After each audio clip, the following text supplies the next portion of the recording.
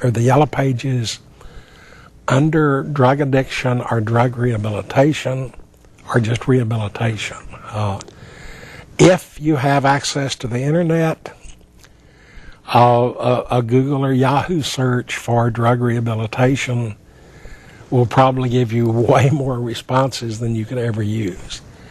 The problem is it's hard to find those that are community sponsored or charitably sponsored, and there are a lot of people out there that are in rehab to make money, and a lot of the private rehab facilities, if you're not insured, cost a bundle. The real problem is finding one that you can afford.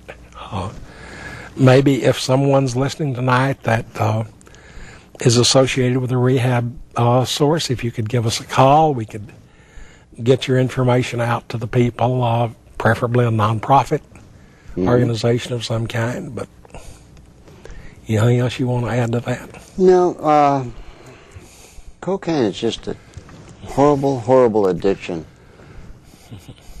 Well, I wouldn't say that. I think one of our problems is that we spend too much time talking about drugs and not talking about users. I would say there are a lot of people out there who get themselves in trouble with the way they have used cocaine. But cocaine is just a chemical. It just sits there. It's just a chemical. Hello, you're on the air. Yes, I'm here. Okay. What do you think about the immigration policy that's going on right now? Okay. Immigration? Immigration's a little bit outside of our field. Speaking as someone whose specialty of study has been prohibition laws, trying to use the government to come between a willing buyer and a willing seller, I would say it doesn't work. And it doesn't matter whether you're talking about marijuana and cocaine moving north, immigrants trying to move north, or even guns moving south. Prohibition doesn't work. It just makes the markets violent, expensive, and corrupt. I'm told it's time to take a break again. So we'll see you all in a few minutes.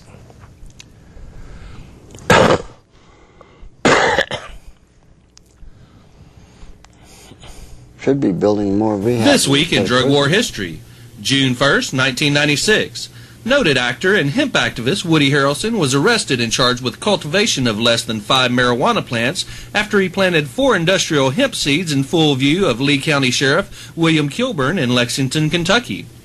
June 3rd, 1876. At the Centennial Exposition in Philadelphia, America's first 100-year birthday bash, fairgoers visit the Turkish Hashish Exposition and toke up in order to enhance their fair experience.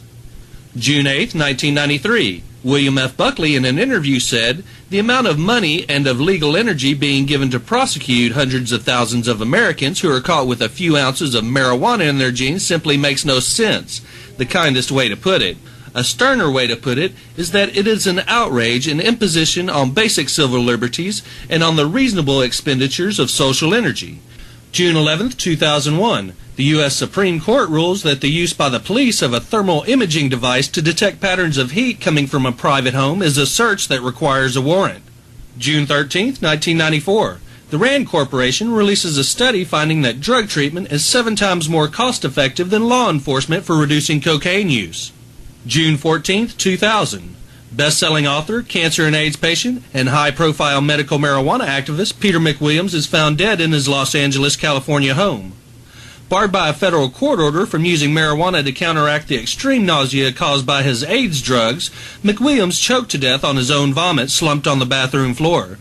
His federal prosecutors said they were saddened by his death. June 15, 1998. Random House publishes Mike Gray's Drug Crazy, How We Got Into This Mess and How We Can Get Out. This is Steve Nolan for the Drug Truth Network. Good evening. You're watching Drugs, Crime, and Politics on Houston Media Source.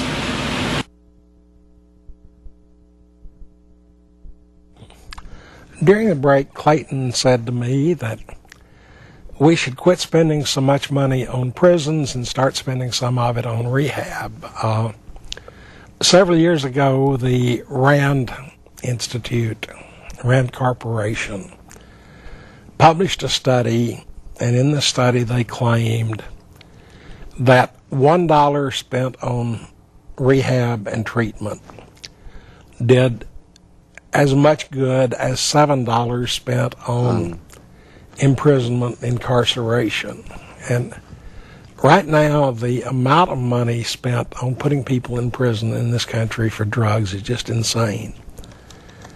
Hello, caller, you're on the air. Hi, I wanted to tell you that I recently served on a grand jury, and we indicted a Houston policeman. Okay. I had a friend who served on a subsequent grand jury, and they had 2 indictments come down 2 different times. Yeah. All brought to us by the DA. Well, good. And I just wanted you to have up-to-date information on this, and that the prosecution of small amounts of marijuana is very low on the totem pole of the present district attorney. Well, thank you, Ann. And it encouraged me to hear changes in policy out of that office.